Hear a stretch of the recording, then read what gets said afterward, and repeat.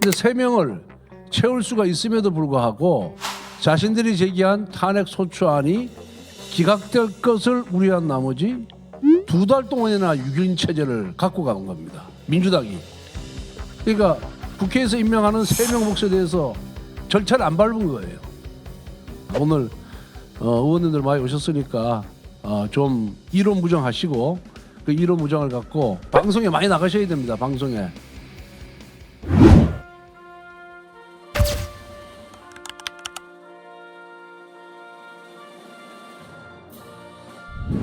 다음으로 권성동 당대표 권한대 겸 원내대표님의 축사 듣도록 하겠습니다.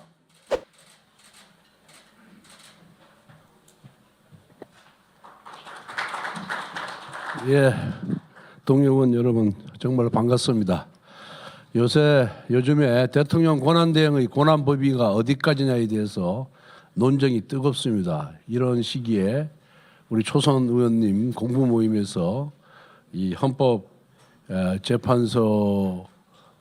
탄핵 심판 절차와 관련돼서 이런 토론을 열게 된 것을 진심으로 감사를 드립니다. 제가 수도 없이 말씀을 드렸지만은 대통령이 고리 또는 사고가 있는데 대통령이 탄핵 소추가 되면은 사고입니다. 직무가 정지되어 있는 상태입니다. 대통령이라는 지위는 그대로 있는 것이고 고리는 대통령이 사망하거나 탄핵 심판이 결정될 때가 고리입니다. 그래서 사고 때와 고리 때의 대통령 권한대행의 권한이 저는 달라야 한다라는 생각입니다. 그래서 직무 정지 중에는 대통령 권한대행이 헌법재판관을 임명할 수 없다는 것이 저의 그런 지론이고요. 두 번째는 여러분들 다 아시다시피 소추와 재판을 분리하고 있지 않습니까? 국회에서 대통령에 대한 탄핵 소추를 의결해서 헌법재판소를 보냈습니다.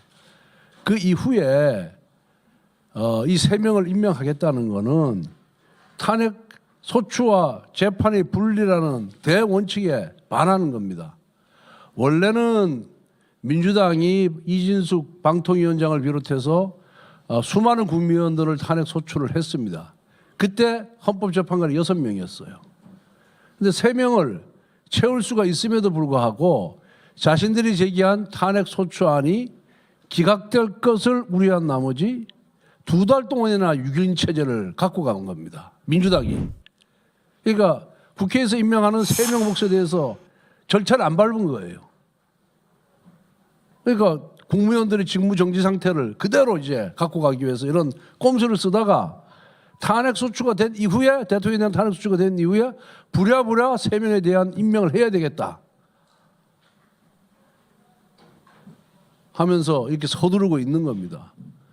그런데 국회가 대통령에 대해서 탄핵 소추를 했는데 국회를 대표하는 국회가 지명하는 헌법재판관이 가서 과연 공정한 재판이 이루어질 수 있겠느냐. 우리 지금 민주당이 특검법 내놓은 거 보면은 민주당이 고발도 하고 특검도 검사도 자기가 지명하겠다는 거예요. 이 고발인이 검사를 정하면은 그게 공정한 수사가 되겠습니까? 똑같은 논리입니다.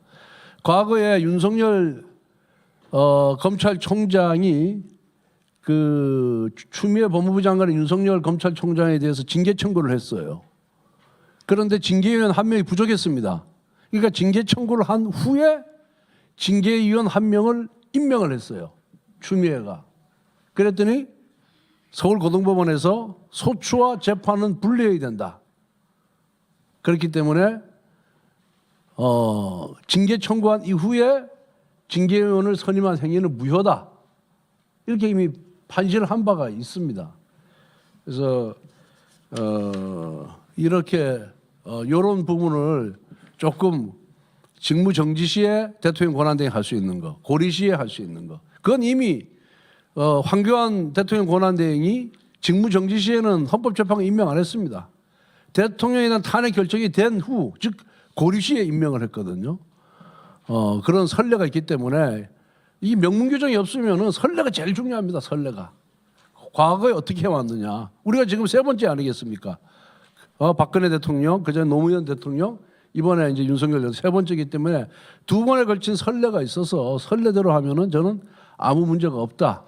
논쟁을 할 필요도 없고 그걸 갖고 왈가왈부할 필요가 없다. 저는 이렇게 생각을 하고 있습니다. 오늘 의원님들 많이 오셨으니까 좀 이론 무정하시고 그 이론 무정을 갖고 방송에 많이 나가셔야 됩니다. 방송에 나가서 우리 당의 입장을 계속 해서 말씀을 드려야 국민들께서 그렇구나 이해를 하시거든요. 그래서 우리 오늘 공부 많이 하셔가지고 진짜 방송에 워낙 의원님들한테 초선 의원님들한테 꼭 부탁드리고 싶은 거는 좀 언론 그 출동을 좀 많이 해서 우리 당의 입장을 널리 홍보해 주시기를 부탁드리겠습니다. 감사합니다.